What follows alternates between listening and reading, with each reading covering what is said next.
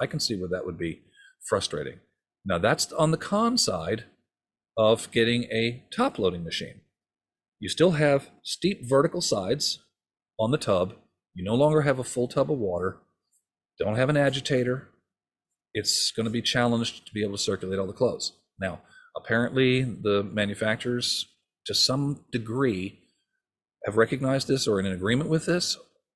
They could say they're just responding to consumer interest, consumer demand, but it seems that possibly the government authorities, I'm suspecting EPA, has relented to some degree as far as some of these restrictions are concerned, because we've begun to see machines with optional deep water wash and deep water rinse, and they are being produced with either a full agitator, a two-stage agitator, or a convertible agitator that can convert, if you're doing a small load, and remove the upper mover portion of the barrel of the agitator and leave you just the wash plate at the bottom, like those other machines that don't have an agitator. So you get both. I know that, for example, with an air conditioners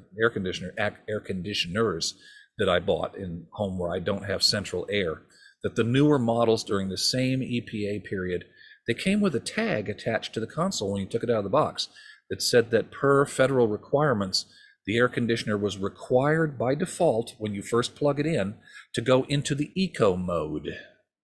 So in other words, the first time the power goes out or the first time you plug it in, if you want the air conditioner to run continuously and have the fan continuing to circulate air so that it will attract the warm air to it and kick in as needed, you have to manually bypass that eco setting and set it specifically for the continuous cool setting.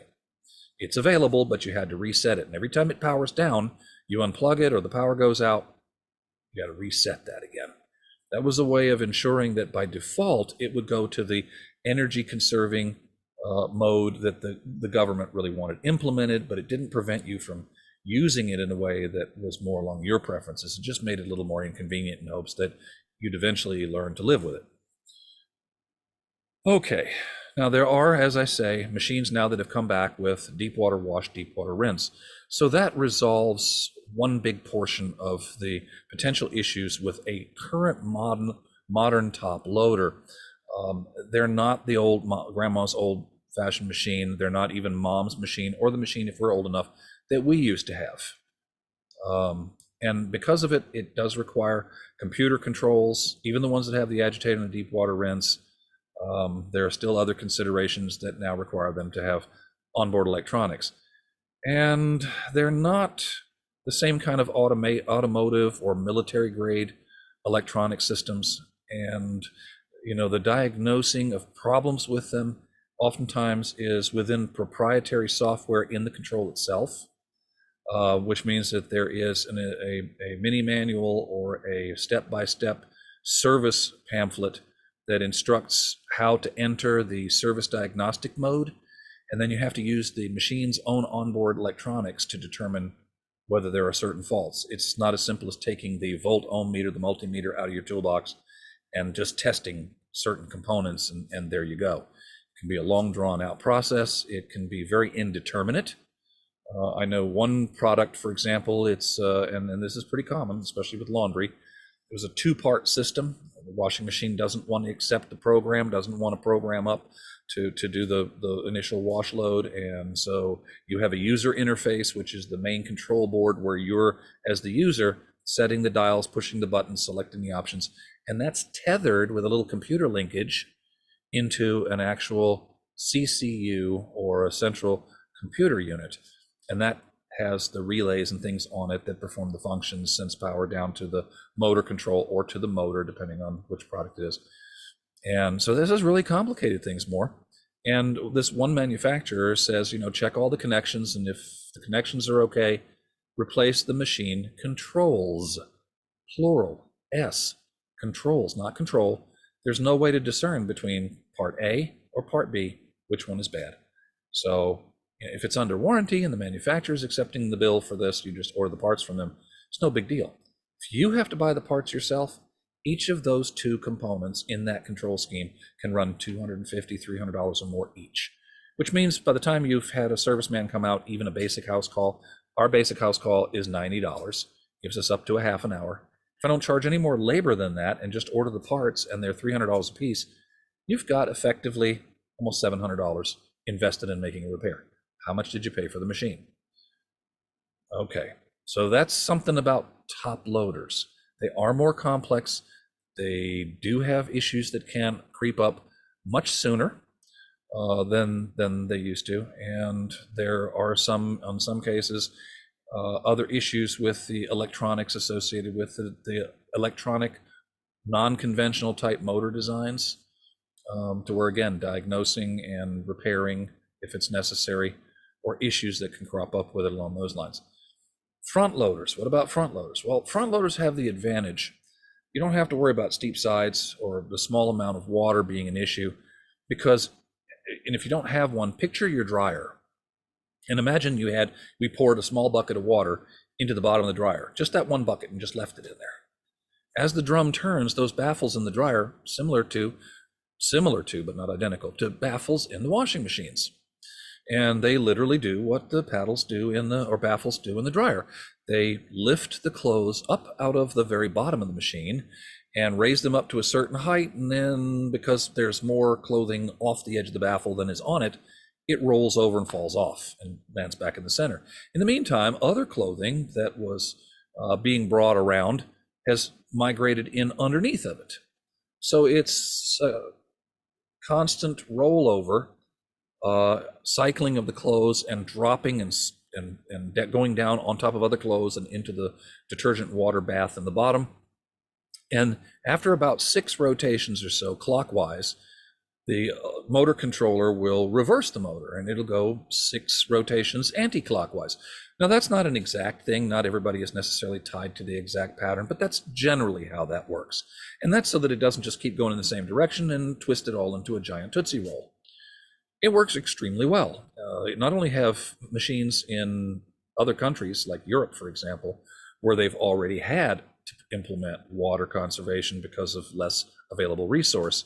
Decades ago, they've already been using this type of machine. They have not been using, for the most part, the top load agitator, full tub of water type machines we use in the United States. Just couldn't afford to. So the tumble action washing, okay, it ensures that even with a small amount of water, everything gets passed through the detergent and water solution. And initially, during the wash phase, with so little water in there, it's a much more concentrated solution than we used to get when it was diluted in gallons and gallons of water in a top load machine. Something to keep in mind, even if you go now and buy a modern machine and use the deep water wash feature all the time, is that your wash water and detergent solution balance is much more in favor of a lot of water and a lot less detergent, so it's not as concentrated during the cleaning portion of the cycle.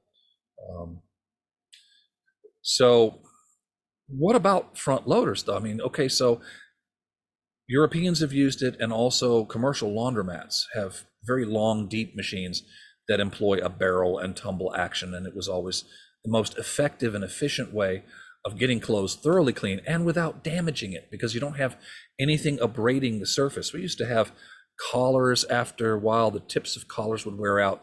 The cuffs on the ends of the shirts would get frayed, buttons would get popped off, and that's all because of the agitator, as the clothes are going by, rapidly striking those areas and abrading the surface.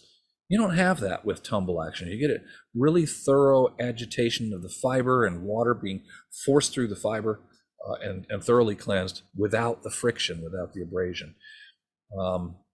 But what are some of the drawbacks? Well, people said these machines smell bad.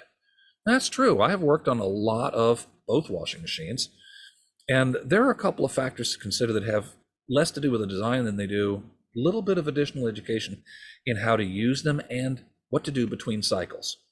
The top loading machines, obviously, for the most part, I have come across, I think, 1 or 2 that actually did have a rubber gasket around the lid on a top loading machine, but for the most part, they're not gasketed. So even if you leave the lid down, a lot of people leave them up, but if you leave the lid down, there's a certain amount of ventilation that takes place off the top of the machine. Any kind of gassy smells, anything that's stinky has a tendency to gradually, little by little, evaporate upward. So that's useful. In a front loader, people are done with the laundry. What's the first thing they do? They reseal the door. Okay. Now, a lot of the machines, especially more currently, the front loaders, they actually have a vent in the back somewhere. So if you were to go around the back of the machine, you'd see an area with like a white plastic cage or something, and a mesh or a grill work over it. And if I took the top off of the machine, you looked inside, you go, oh, that's interesting. It's a vent tube, comes off the top of the tub, and it usually has some kind of an incline or something that will prevent, when it's spinning the inner basket, suds and foam and stuff from flying up out of it. But that's part of where smell comes in. The smell is a factor of bacteria that is feasting on undissolved detergent, body soil, and a buildup of fabric softeners. And of course, if you don't use fabric softener, then you don't need to concern yourself with that. But I've noticed that ever since the manufacturers have gone to the ultra liquids, that a lot of times the ultra liquids may wind up, especially in cold water, collecting in the sump area of the washing machine. I go to take a pump off or a lower sump hose, and it has a gray clay-like buildup on it that is a combination of bacteria-laden residues. And if we seal the machine up and it isn't allowed to off-gas or to vent, then you will get a swampy or marshy kind of a smell in the machine. There's two ways to keep that under control and address that, and they're really not difficult as far as maintenance is concerned. One is that a lot of the front-loading washing machines may actually come with a cycle on the dial that says clean cycle. What the clean cycle does, if the washing machine has a heating element where it has a temperature boost, it will use that. If it doesn't, then it will add hot water to the machine to its maximum level. And then there are recommendations, usually in your use and care guide, to add, instead of detergent, a product like Afresh, or it may suggest using bleach to a quantity that is recommended by the manufacturer. And you let the machine run without clothing, without detergent or fabric softener, just with either the bleach or the Afresh. Now, for what it's worth, the Afresh and these kind of products, a lot of times they use acidity to get rid of alkaline films from alkalinity in the water, a combination of hard water and detergent films and things like that, that are part of the base for the buildup that takes place in there. We found it to be very effective going back decades already in all applications, dishwashers, top and front loading washing machines, to use Tang. And yes, you heard me right, Tang, the instant breakfast powder, that orange stuff that back in the 1960s, the astronauts in the space program, one small step for mankind, one small step for man, one giant leap for mankind, that sort of, the astronauts supposedly drank this stuff. And you can still buy it in the grocery store. It comes in a plastic tub with a screw top lid on it. And you put several scoops of that in there with the hottest water and start the machine, let it start to tumble, and then pause it. Let it soak for about an hour or so, and then start it back up again, let it finish through and rinse itself off. It doesn't hurt the pipes. It's entirely biocompatible. It's a food material. But the citric acid that's in it, which you're putting in powder form, so you can make it as weak or as concentrated as you want, depending on how much you put in there. Sometimes people will ask, if I run vinegar through it, will that knock down the smell? No, it might actually add another smell that you don't want. Most people don't find vinegar particularly appetizing unless it's in their salad, and they like that particular type of dressing. So you want to use the citric acid, the Afresh, or bleach. And then in between uses, unless you have one of the deluxe machines that has LED lighting or something that comes on that lights the inside of the barrel until you close the door, leave the door cracked open. Of course, that's a consideration if you've got kids or pets that are likely to find that attractive and want to climb in there. I take absolutely no responsibility for what goes on in your house. It's beyond my control. But you should know that by leaving the door cracked and pulling the detergent dispenser forward, you allow some air to draft through the machine and rise up and supply the vent. If the machine has its own vent, the detergent dispenser pulling it forward could be redundant or superfluous. But on the other hand, there's always a little bit of water that it didn't drain off of the dispensers, and that's another issue. That dispenser compartment, there'll be instructions in use and care guide, is supposed to be cleaned periodically. Residue, especially from fabric softeners, are the major cause, the major culprit for these marshy